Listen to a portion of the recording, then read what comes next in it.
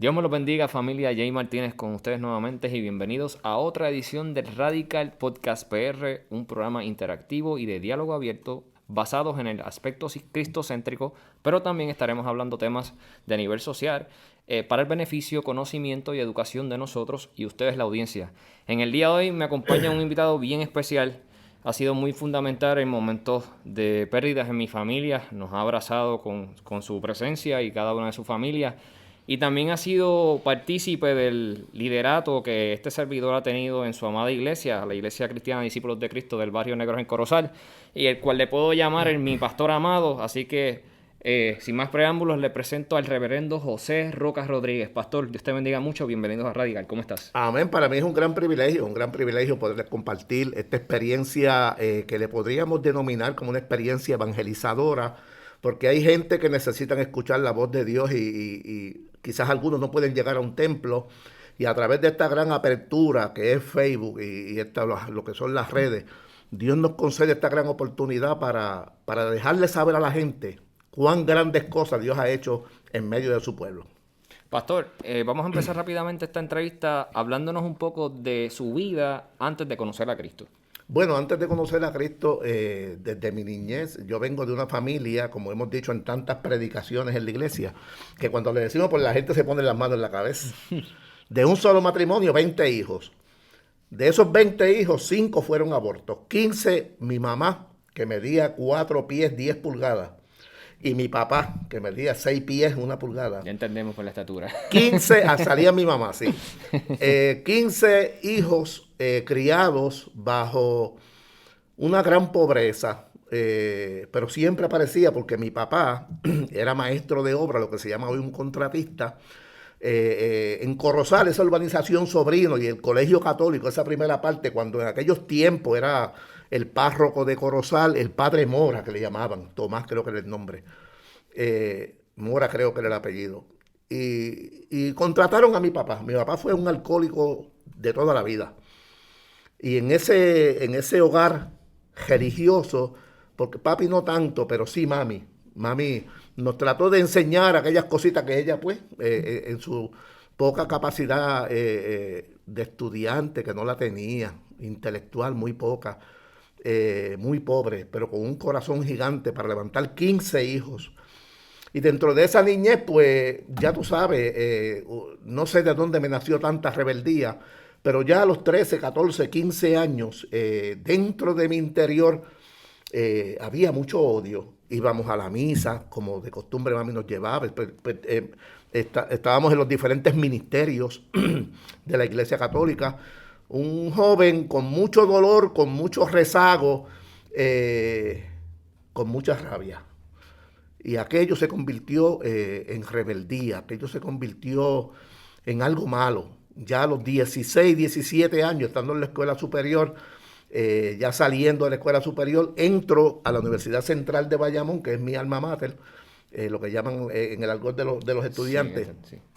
Y allí estudié. Entré en mi primer año, pero ya con un punto de droga que lo manejaba desde Corozal.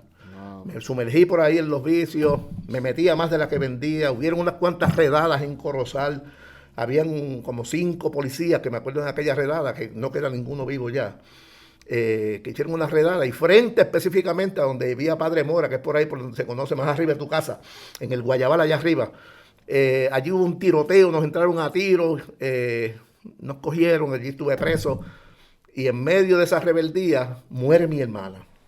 Ya para hacerte la historia larga corta, muere mi hermana de 26 años y ya mi hermano se había convertido al evangelio en la iglesia de discípulos de Corozal Pueblo.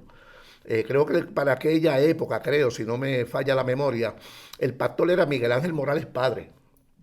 Y mi mamá, por estas cosas de la vida, porque mi mamá tenía también mucho coraje, porque mi hermano se había convertido al evangelio, y eso era una traición para la casa, una casa muy religiosa. En mi casa los sacerdotes iban y mi mamá le tenía siempre su almuerzo, las hermanitas de la caridad, que teníamos una relación bien bonita, pero en mi corazón había un odio, Jay, y mi amado hermano que me ve, un odio que no sé de dónde nació. Es ausencia de Dios, ¿verdad? Pero uno no lo sabía porque uno iba allí a la misa y uno trataba de conocer algo, pero Pero había ese vacío, había ese vacío. Y dentro de esa rabia muere, tengo la desdicha de haber ido al hospital en centro médico y recibo yo mismo la noticia de que mi hermana había muerto. Cuando mi hermana muere, ponen el cadáver allí y mi mamá, como te dije ahorita, tenía, no sé, por respeto, no sé, ya mi hermano tenía como casi un año de convertido y mi mamá pues le dijo a mi hermano, tráete los evangélicos para que, y esa gente, fíjate qué experiencia maravillosa, esa gente comenzaron a cantar en la sala, hicieron un culto que yo no sabía lo que era aquello, porque en casa de eso no se conocía mucho. No se practicaba eso. Hicieron un culto y cuando esa gente, que eran los Febus, por cierto, familia tuya, rompieron a cantar en ese evento cultico, yo estoy frente a la caja de mi hermana, con mi melena de pelo, porque mi melena de pelo, vamos a estar por acá abajo, porque mi papá decía que todos los que eran pelú, era para la época de los hippies, los años 60 y pico, 70 y pico, papi decía que todos los que eran pelú eran homosexuales. Pues yo quería que él tuviera un hijo homosexual, nunca lo fui, siempre me gustaron las mujeres. Pero yo quería hacerle sentir a él el peso del odio que yo tenía contra él y contra mi mamá, que nunca se lo dije, pero se lo daba a demostrar. Pinté mi cuarto de negro, el techo lila, puse muchas pinturas de pornográficas ahí en ese cuarto. Y esa noche ponen allí el cadáver de mi hermana Vidalina, era una india. Y en medio de esa situación difícil, mi mamá, yo la veía en una esquina como llorando. Yo estaba atacado llorando, pero era porque estaba escuchando esa canción como el rey Saúl. Cuando aquella gente cantó, yo sentía como cuando tú vas a la playa y te metes a la playa y sales y te revuelcas en la arena y alguien te echa un poquito de agua por encima que tú sientes arenero. Esa liberación yo la estaba recibiendo y no sabía lo que era. Era la canción.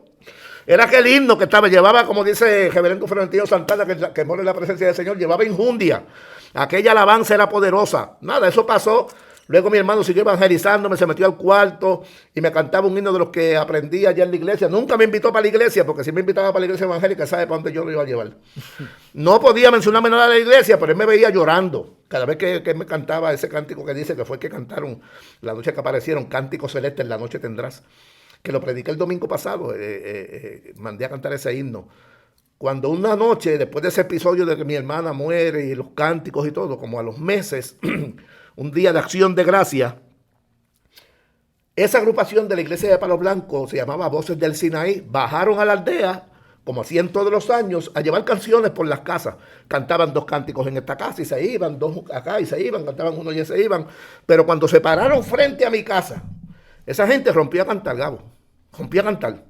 Y cuando cantaron, mi cuarto a las 3 de la mañana, como un aguacero, como VDG. Un aguacero, mire, es una cosa violenta. Y esa gente se pararon allí a cantar.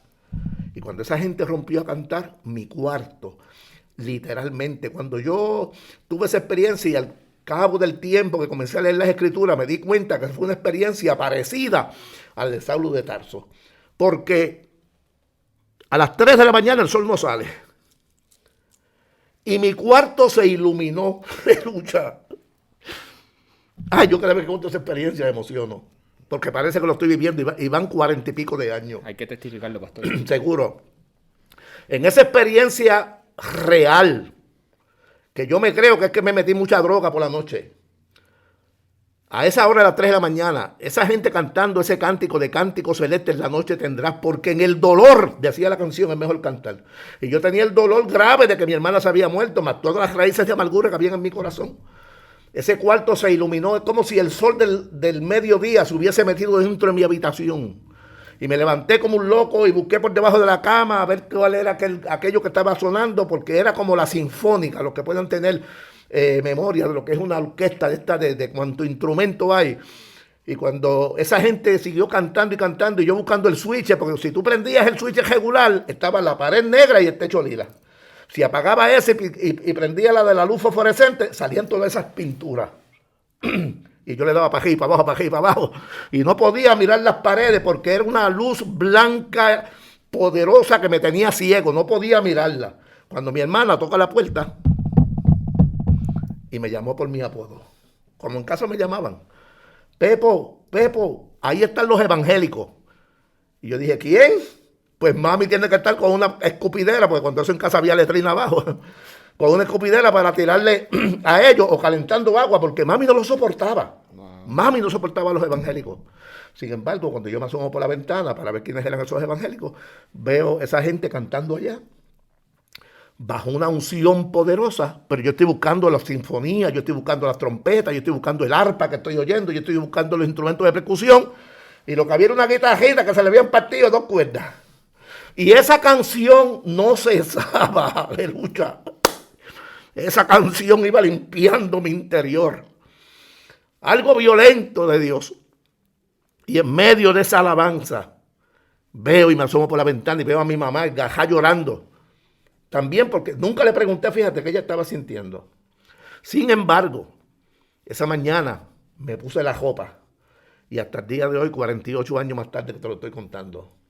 Esa mañana le entregué mi corazón al Señor en la iglesia de Discípulos de Cristo, porque ellos siguieron cantando, yo seguí detrás de ellos. Y hasta el día de hoy, sigo me haciendo preguntas porque sigo predicando. Claro que sí, pastor.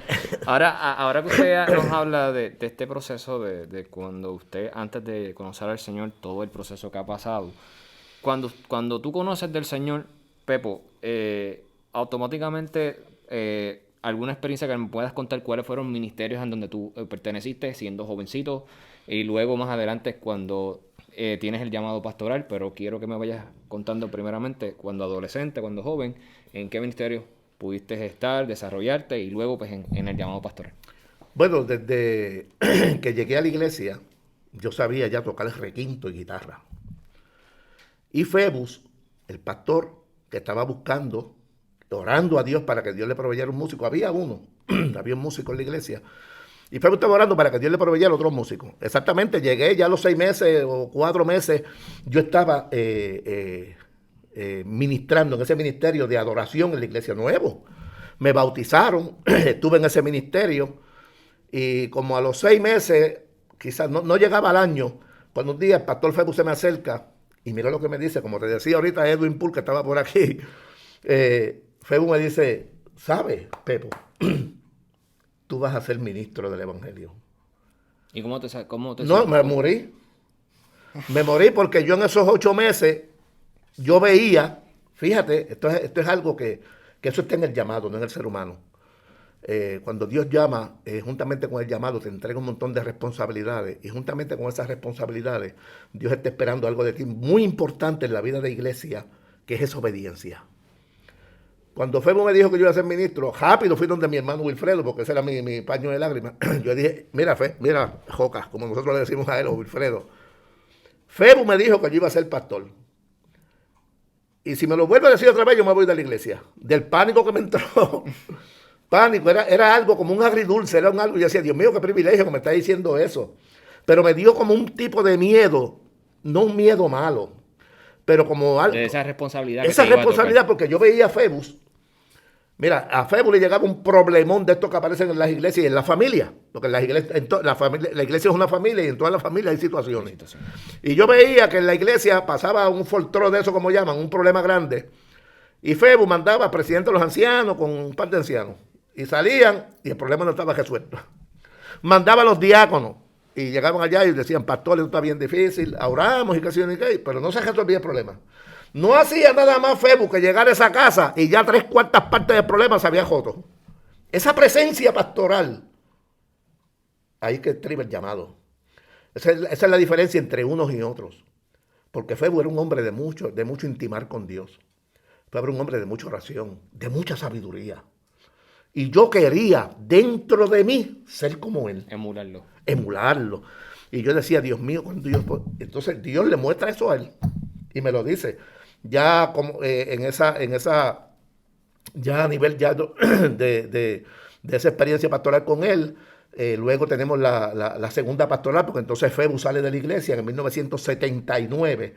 Febus sale para Barranquita como pastor y entra la pastora en 1980, en agosto del 80, llega la reverenda Abigail Rosado, que actualmente es la pastora de Palos Blancos. Y ahí aprendimos muchas cosas con ella y ahí Dios comienza a confirmar ese llamado. Estuve 13 años como miembro de esa iglesia. O sea, Dios me habló a los 6 meses y yo no me volví loco y arranqué a coger, voy a ser pastor. No, 13 años. Hice mis estudios, terminé mi bachillerato, que tenía un punto de droga en la Universidad Central de Bayamón, allí monté otro. Y Dios comienza a hablarme a través de aquel muchacho que yo le mencioné en la iglesia, Dios comienza a hablarme a través de ese joven que estaba en la Universidad Central estudiando, se llamaba José Enrique Vélez Díaz, de la Discípulos de Cristo de la calle de la 26 en San Juan, en Santurce creo que es aquello. Y él era miembro allí y se matriculó, fíjate. Dios tiene todo fríamente calculado. Puso a ese muchacho allí. Ese muchacho iba hasta el punto donde yo tenía que leer la cancha. Y allí ese muchacho llegaba a repartir tratados y directamente ese muchacho iba donde mí. Y me decía, ¿sabe que Dios tiene un ministerio contigo? Que yo ni convertido era. Yo decía, ¿qué es eso de ministerio? Mira, vete. Y le hablaba malo, le hablaba bien feo para que se fuera. Y el muchacho siguió. Al año de esa experiencia, ya yo estoy convertido. Y cuando yo voy donde José Enrique, le digo, José, me convertí al evangelio. Ese muchacho me abrazó. Por cierto, después los dramas que se daban en la iglesia de Palos Blancos, que los dirigía Noemí Febus. Los dramas que se daban allí, él que estaba estudiando teatro y un montón de cosas más, que mucho nos ayudó José Enrique.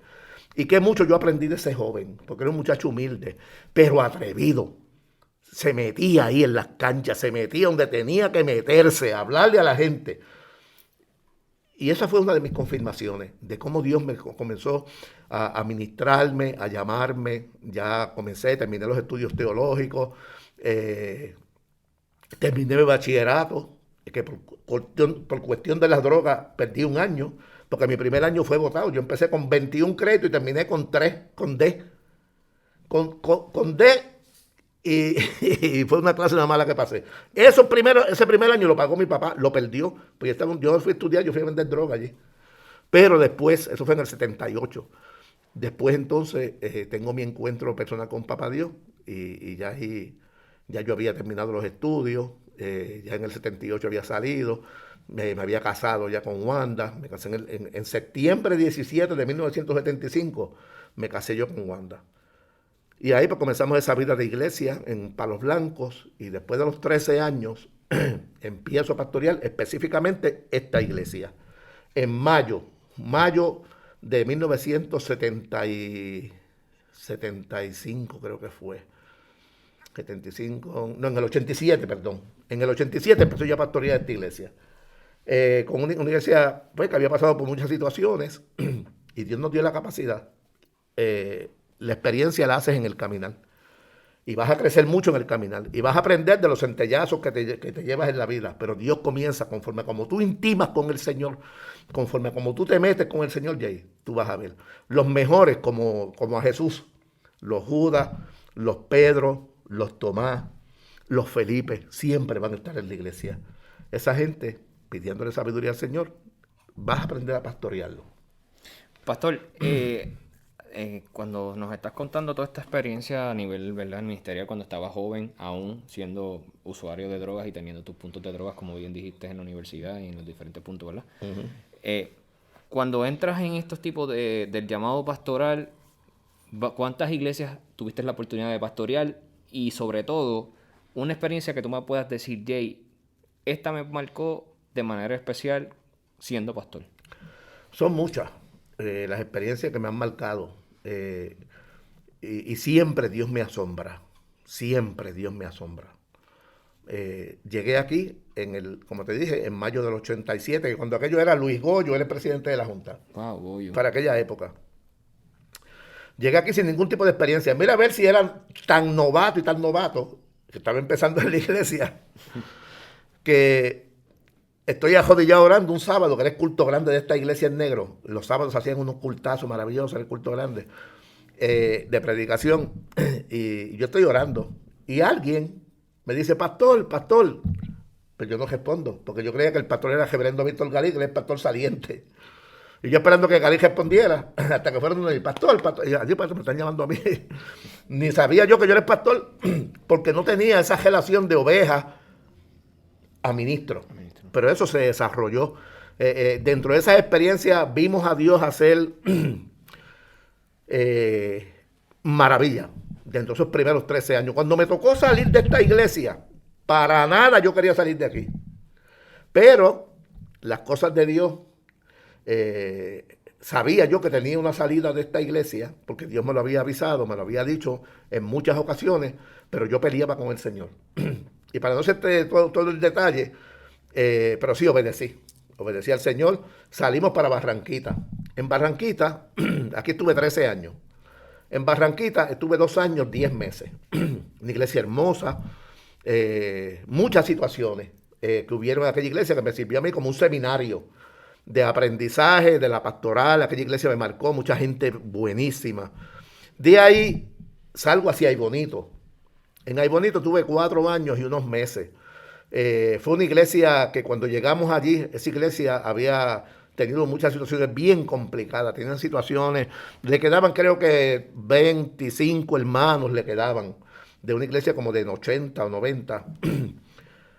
Esa iglesia, para hacerte la historia larga corta, tenía de presupuesto $36,000 al año.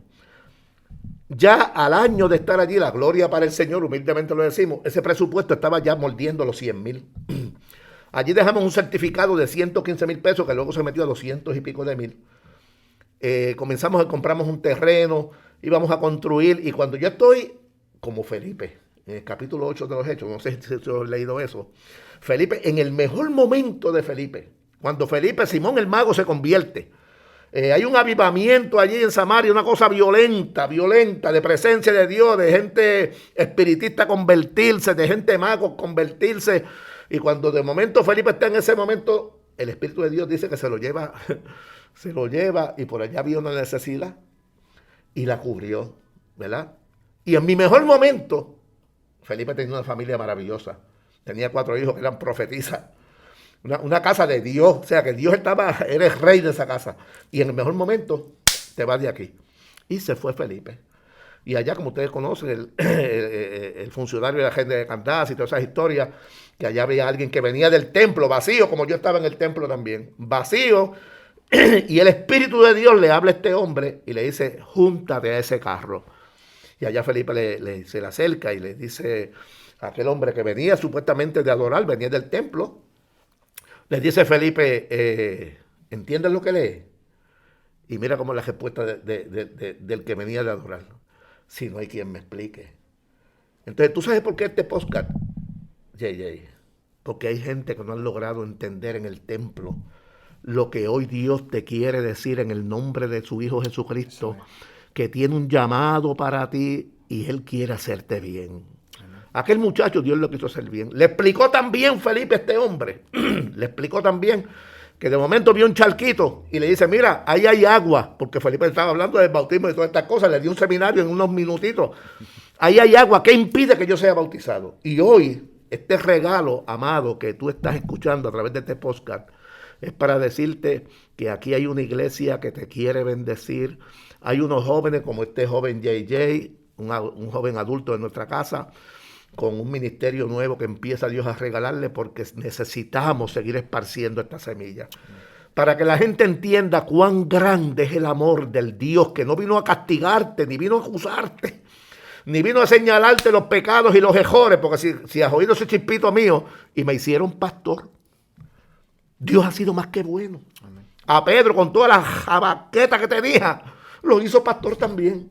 Y Dios está buscando gente así como tú, imperfecta, que te has caído 1000 veces, para levantarte y decirte, si supiera cuánto te amo. Eso me marcó a mí en la iglesia de Aybonito.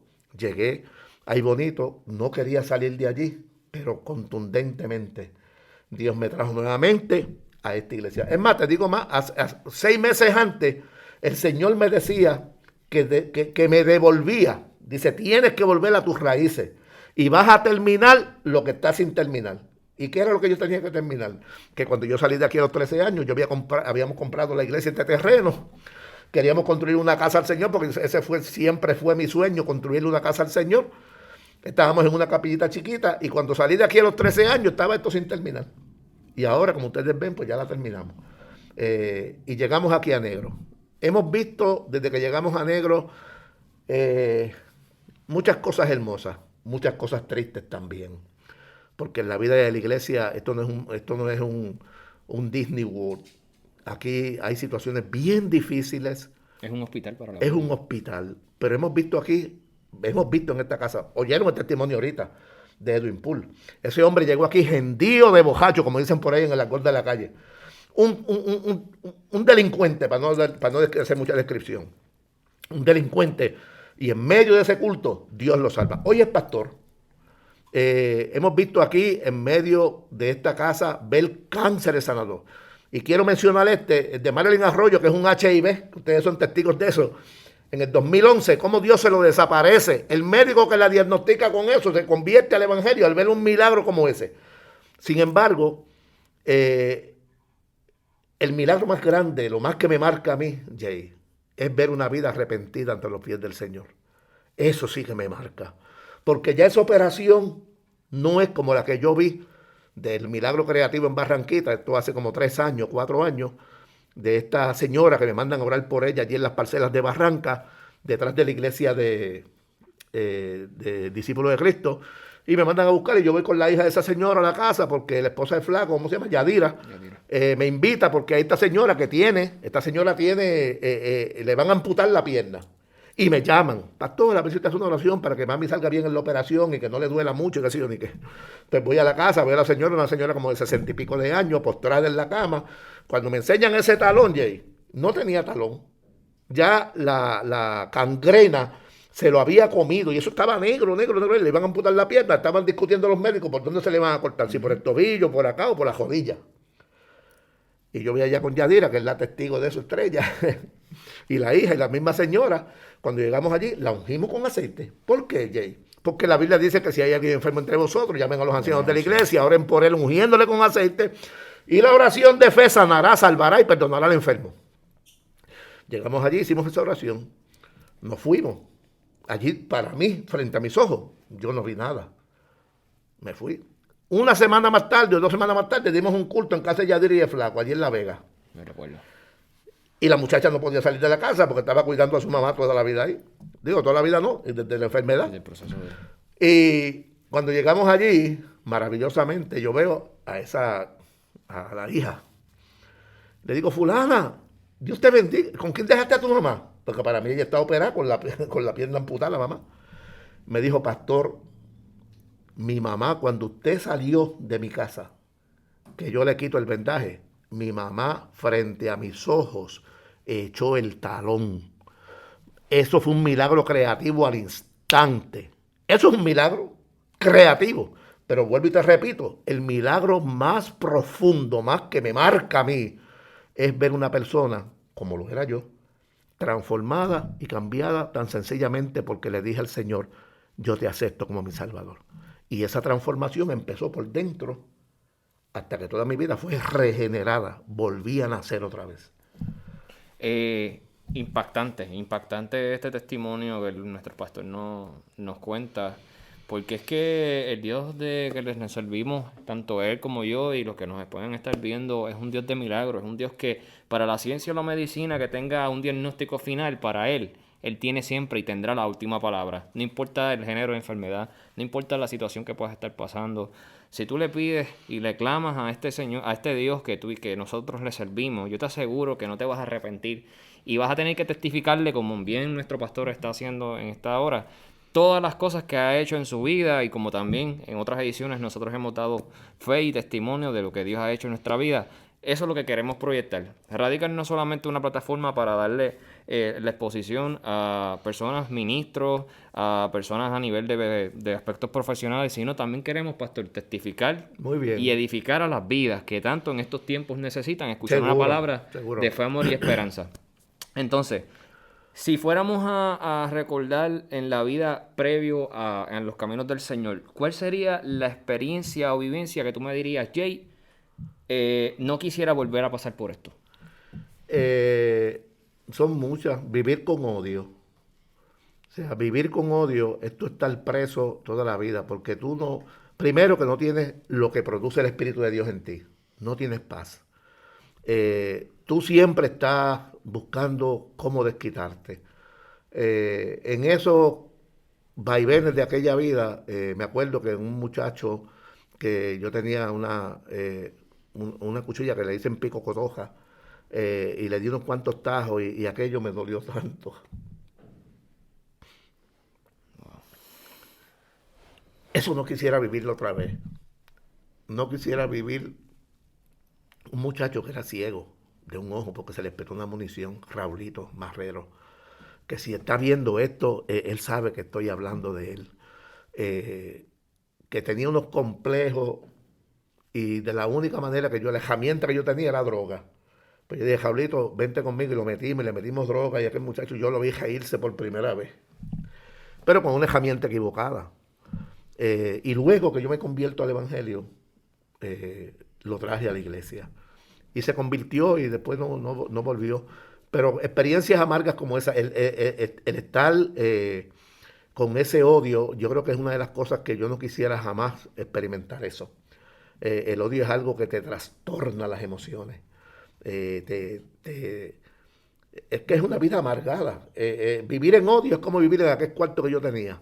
Por eso, el reflejo de mi vida era aquel cuarto negro.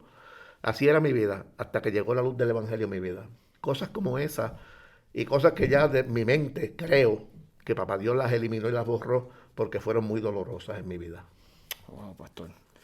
Entonces, si fuéramos a preguntarle, en este caso yo como representante de los jóvenes, y como bien de usted dijo, joven adulto, ¿cuál usted piensa que sea la razón, motivo o decisión de que tengamos jóvenes fuera de la iglesia? Bueno, ahí hay muchas variantes. Hay personas que llegan a la iglesia, jóvenes específicamente, que no hay un respaldo familiar. Eso puede ser una razón. Una razón. Otra razón, ya en esto de la pandemia, puede ser la misma pandemia. Otra razón que puede surgir dentro de por qué llegan jóvenes a la iglesia y se van, pues tú eres joven, yo fui joven también. Es más, me acuerdo que yo estando en la juventud de Palos Blancos, Pucho, no sé si lo llegaste a conocer, que era primo tuyo, hijo de Paján. Paján lo conozco, pero... Y Pluma, que era el hermano de reverendo Víctor Galí, éramos Pluma, Rey, Ortega, hermano de Mario, y yo. Estábamos en había un grupo de jóvenes maravilloso. Y por estas cosas de la vida, escuché un comentario. Yo te voy a decir más. Dentro de mi experiencia, yo creo que dentro de mi experiencia de conversión, aquel día Dios me bautizó con el Espíritu Santo en el cuarto. Y de ahí salí lleno. Pero de esas experiencias de estar lleno y ser bautizado con el Espíritu Santo y fuego y estas otras experiencias añadidas que Dios pone en el corazón de quien Él quiere llenar, porque el llamado es para todos, ¿verdad? Hay de cosas que marcaron nuestra vida. En ese caso de ese comentario que oí, yo creía, con toda y llenura, yo creía que esto era como uno se convierte como en un Superman dentro de la iglesia, hasta que el enemigo conoce tu área débil. Y por ahí escuché, se metió, como dice el papá de Gabo, ese verdugo por mis oídos. Y aquel comentario me retuvo. ¿Y sabe lo que pensé? Después de un tiempo en la iglesia, no sé si llegaba al año o 2 años, ya estando con ese tiempo y esa capacitación que ya yo tenía dentro de la iglesia, aquel comentario me lastimó tanto y logré cambiar mi mirada de donde la tenía enfocado, que era en el Cristo de la soberana vocación, y la puse en aquella persona que me dijeron, mira, aquel fue el que dijo y Aquello me alejó. Y como a las 2 semanas, yo estuve 2 semanas en mi casa encejado, triste. Aquello yo dije, conta, pero esto es la iglesia. Y entonces ahí tú comienzas a descubrir que dentro de la iglesia hay personas y hay gente y hay emociones, Jay. Y si tú no sabes manejar eso, que como de la única manera que lo vas a manejar es como Esteban, un joven lleno del Señor, diácono de la iglesia, mientras lo apedrean, está viendo la gloria de Dios y al Hijo de Dios sentado a la derecha. Entonces, ¿cómo fue que Esteban logró que todas las pedradas, ponle nombre a esas pedradas, como yo digo en las predicaciones, o sea, cómo todas esas injurias, esas mentiras y esos latigazos hasta que lo mataron, él puede estar viendo la gloria del Señor? Esa capacitación yo no la tenía y me quedé en mi casa. Y cuando un día yo decidí ir otra vez a las algarrobas. Y lo trabé para la droga. Y lo trabé. Yo dije, no quiero saber de esta gente. Y cuando me estoy montando en la guagua, ¿sabe quién apareció? Pucho, Pluma y Rey. Que estaban orando y el Señor los inquietó a que fuera a visitarme. Y esa visita de alguien de la iglesia, de la juventud, llegó a mi casa. Y cuando llegó a mi casa, aquella cosa mala, en la oración que ellos hicieron, se desapareció. Pero sí, hay muchas razones, Jay, por las cuales quizás alguien llegó por otras razones y no vino por la razón principal, que es buscar al Señor. Pero hay muchas razones por las cuales la juventud, no solamente la juventud, yo creo que esto no estriba en la juventud, esto estriba en toda la gente que llegan. Y si tú alimentas tu alma y tu espíritu con palabra del Señor, con vida de iglesia, con intimar con el Señor, podemos estar en un terreno peligroso, peligroso. Hay que buscar del Señor. Sí, definitivamente, pastor. Por eso lo digo, porque conocemos de muchos casos y hemos visto, y más en esta situación de pandemia, en estos mares sociales, que la juventud pues se ha visto afectada. Y no solamente la juventud, los adultos, los matrimonios. Sí. Todos nos hemos visto afectados con esta pandemia y todos estos mares sociales. Y qué bueno que usted haya tenido el privilegio de podernos decir en su pensar, ¿verdad? ¿Cuáles pueden ser las razones por las cuales vemos tantos jóvenes afuera? Y lo que deseamos es que cada uno de los que nos están viendo, aquellos que les servían en espíritu y en verdad, que podamos verlos nuevamente y adorando al Señor, glorificando su nombre, trabajando para su obra, porque como bien dice la palabra, no recuerdo el texto bíblico, pero dice que la obra en el Señor o en el trabajo en el Señor no es en vano. Y yo soy testigo de eso dentro de mis altas y bajas, pastor, y usted lo conoce muy bien. Y hemos estado aquí, estamos de pie y queremos bendecir a muchas, muchas vidas. Jay, una herramienta poderosa para esas personas que se alejan, una llamadita de teléfono. Sí. Eso es bien importante. Son detalles. Sí, ese detalle. Yo he sabido de gente que ha vuelto por una llamadita de teléfono. O una visita allí a la casa. Por más rabia que tenga la persona, por más coraje que tenga la persona, ese detalle despierta algo maravilloso en el corazón de esa persona que puede estar muriéndose espiritualmente y con orar nada más no basta. O sea, Señor, tráelo. Y el Señor te dice, ve. Porque es la oración con la acción. Y eso es bien importante para que la gente vuelva a la casa del Señor. Hay veces que cuando tú vas, no, yo estoy yendo a otro lugar y la gente sigue buscando y me voy para esta iglesia y ahí se encuentran con gente también. Y después allá encontraron un jebulú, pues me voy para esta otra, porque la iglesia perfecta nunca la vas a encontrar. La perfección se encuentra en Cristo y en su palabra. Y voy a estar ahí con los Judas, con los Pedro, con los Felipe, con toda esa gente que están en la vida de la iglesia, porque todos somos diferentes, unos con unas experiencias más poderosas que otras, y otros pues con la gracia de Dios, que es la que basta. Tu gracia me es suficiente para yo subsistir en medio de las amenazas, de lo que dice Efesios, Pablo a los Efesios, ¿verdad? De que no tenemos lucha contra sangre ni carne, sino contra toda acechanza y los verdugos de la vida que aparecen. Lo vamos a reprender en el nombre del Señor. Amén. Pastor, antes de irnos, quisiera primero darte las gracias por estar aquí en este set de Radical, y sea que ha sido de bendición no solamente para mí, sino para todos los que nos están viendo. Seguro. Y antes de despedirnos, que luego pues le voy a dar la oportunidad para que nos diga dónde la iglesia, cuáles los cultos, su número personal, si alguien de alguna iglesia quiere invitarlo a predicar en medio de esta pandemia, de las diferentes formas, sea virtual o presencial. Ajá. Pero quisiera terminarle con esta pregunta y que nos mires a la cámara aquí al frente, ajá, dándonos este consejo a los jóvenes o no tan jóvenes, como hemos dicho anteriormente, que piensan que sus voces o talentos se hacen de oídos sordos para algunas personas. Yo creo, en la experiencia bíblica, Dios nosotros nos manda no a convertir a la gente.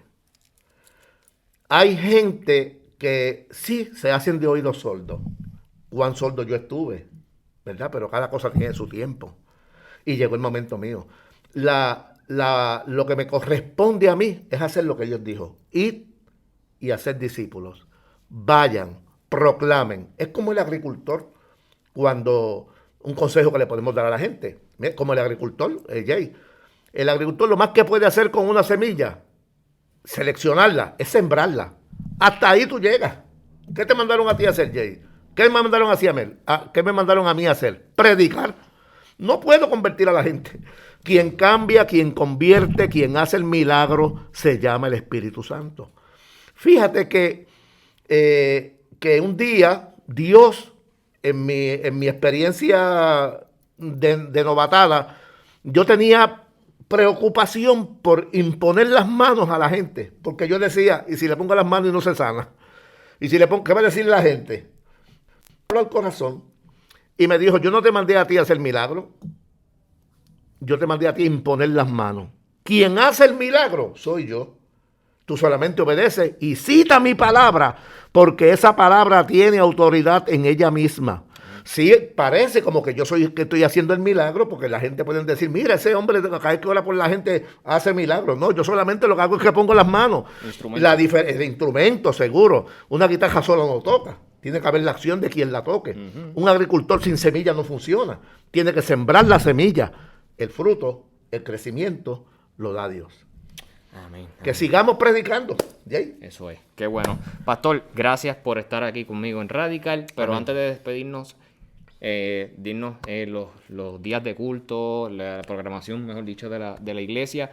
Como bien dije anteriormente, donde te pueden conseguir para una consejería pastoral. Muy bien. Alguna prédica que algunas iglesias quieran, ¿verdad? Invitarte y puedas llevar una palabra de bendición. Así, esa es tu cámara.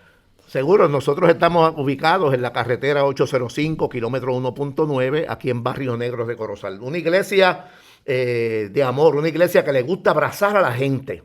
Y eso es parte de algo que la iglesia tiene, que Dios le sembró en el alma de esta iglesia. Y por eso es que la gente se agrada cuando llegan, porque el que llega, lo menos que recibe es un abrazo. Estamos ahí en esta casa del Señor. Por 46 años llevamos aquí proclamando el Evangelio. Si tienes alguna necesidad, los cultos de la iglesia, los martes estudio bíblico y oración. Los miércoles culto en la calle, todos los miércoles. Lo que pasa es que ahora lo estamos haciendo virtual, a las 7 de la noche. Los viernes culto de adoración y predicación, que el viernes pasado teníamos un joven, ayer teníamos un joven de la iglesia, nuestro hermano Eli Luis Torres, con una palabra poderosa. Y mañana, todos los domingos también, a las 10 de la mañana, tenemos al pastor de la iglesia a las 10 de la mañana con el grupo de adoración, cantando y adorando al Señor, y surgen maravillas en el nombre del Señor. ¿Sabes, amado? Te invitamos porque este domingo tenemos un culto que le he titulado Seamos humildes y mantengamos la armonía en la iglesia. Sobre ese tema, Dios tiene mucha palabra de consejo para todo el que escucha. Martes a las 7 a través de la página ICDC Negro, miércoles a través de la página Ministerio Evangelismo, viernes a través de la página ICDC Negros a las 7 de la noche y domingo a las 10 de la mañana. Te invitamos en el nombre del Señor. Será un gran honor, un gran privilegio tenerte aquí en nuestros medios en el nombre del Señor, y lo menos que vas a recibir es un abrazo de personas que están capacitadas para hacerlo. Te bendecimos en el nombre del Señor. Le damos gracias a Jay por este recurso que Dios le ha puesto en sus manos, y a todos los que están alrededor de él para bendecirle. En el nombre del Señor te invitamos. Lo más grande que tú puedes hacer, el paso mayor que tú puedes dar, es entregarle tu corazón y tu familia al Dios que me transformó y que anhela hacer lo mismo contigo. La paz de Dios contigo. Gracias, pastor, por estar nuevamente con nosotros, y a ustedes. Síganos a través de nuestras redes sociales como Radical Podcast PR, en nuestras páginas de Facebook, Instagram, Twitter y nuestro canal de YouTube. Así que, como finalmente y decimos al final de todo, con Dios todo, sin Él nada. Bendiciones. Hasta la próxima.